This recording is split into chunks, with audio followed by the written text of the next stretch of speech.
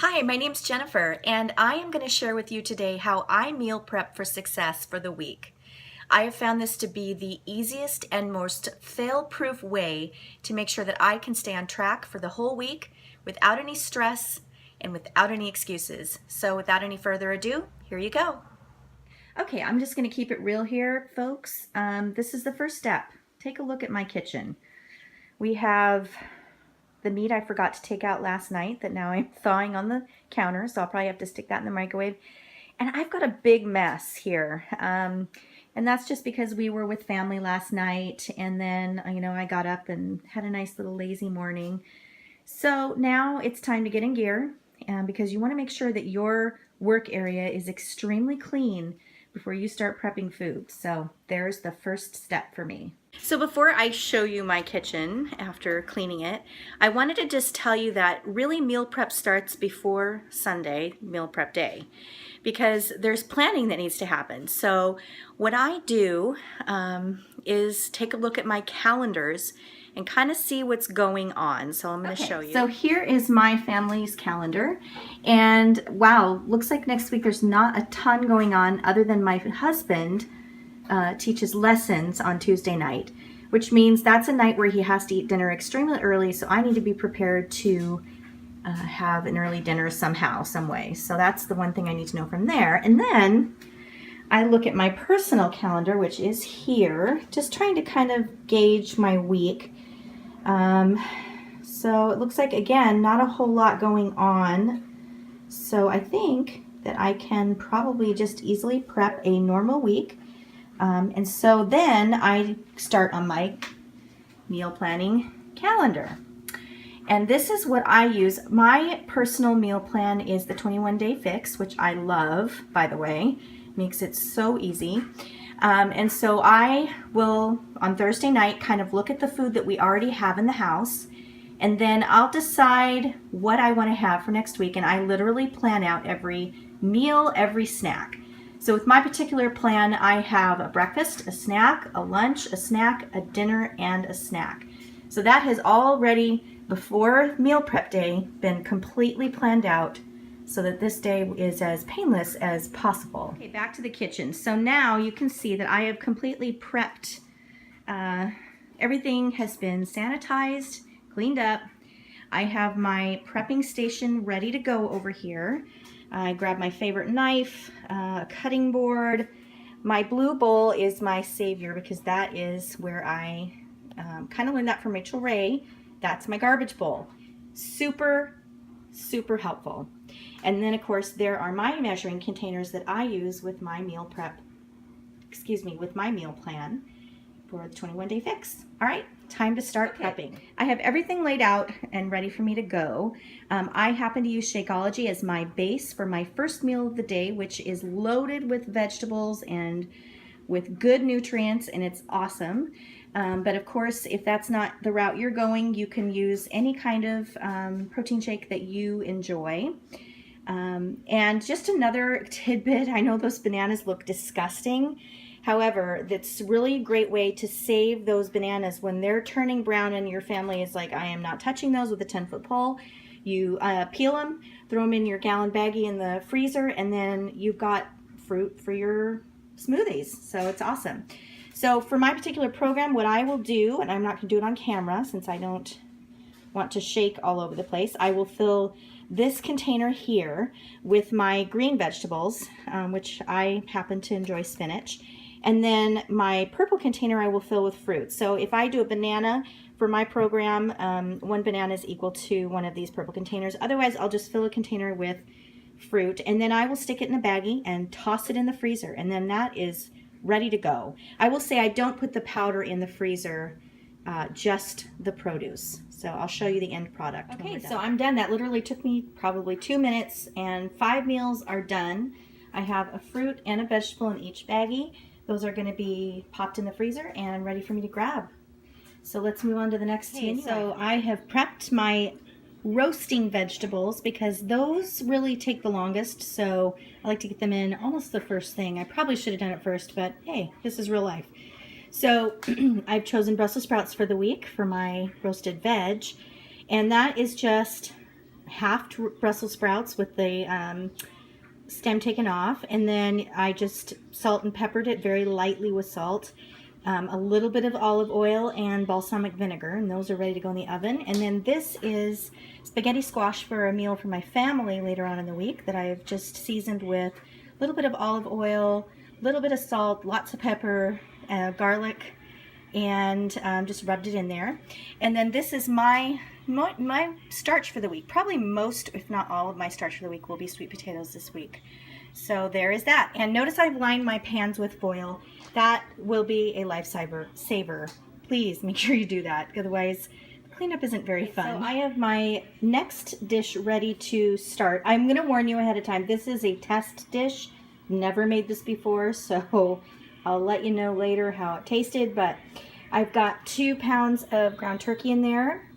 And to that, I'm going to add my shallot. I just did a half of a shallot, actually. And then I will add 2 cloves of garlic. Add that in there. And then I found this really looked interesting, tikka masala spice mix at the store.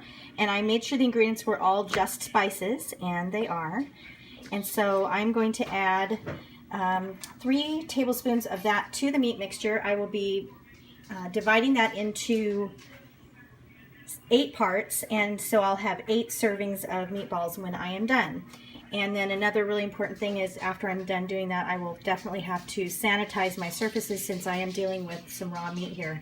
So I'll show you when I have it all made up. So my meatballs are all formed. I'll have 4 meatballs per serving.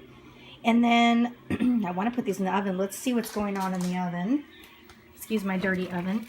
So it looks like the Brussels sprouts definitely are done. So I'm going to get those out, which will then allow me to put in my meatballs. So let's get these out of here.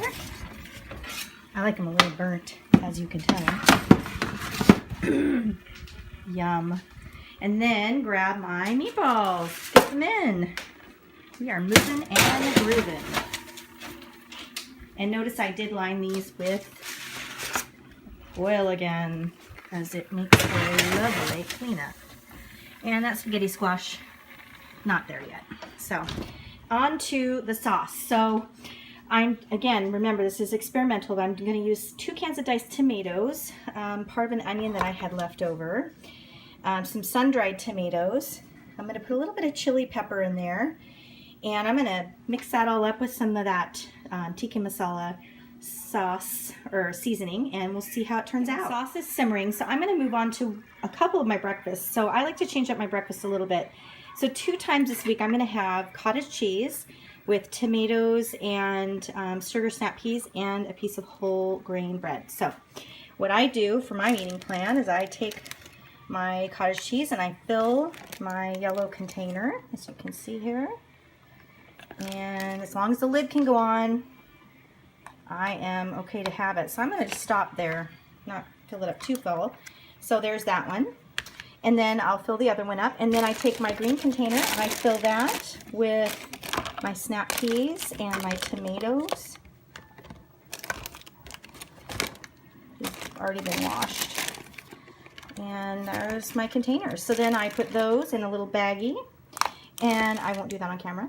And then I grab a piece of bread, stick that in a baggie, and that is quick breakfast. Super easy. You can't go wrong with this. Okay, remember I said this is real life. Before, when I was recording my breakfast 1 and I showed you the cottage cheese and I filled this container, that was wrong. I should have filled the red container because that is the protein container.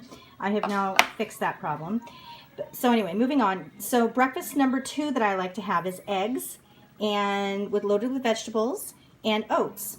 Now I'm allergic to eggs, so funny thing. I found these vegan eggs at my local health food store, and they are actually pretty good. So I'll be cooking these up. All you do with these things is you just mix the water in there, make sure it's cold, and you stir it around, and it will thicken up after I stir it around, and it becomes kind of a, I don't know, thick, pancakey kind of a mix. And that goes in the pan, and it cooks up. You have to cook it longer than regular eggs, but it's really good.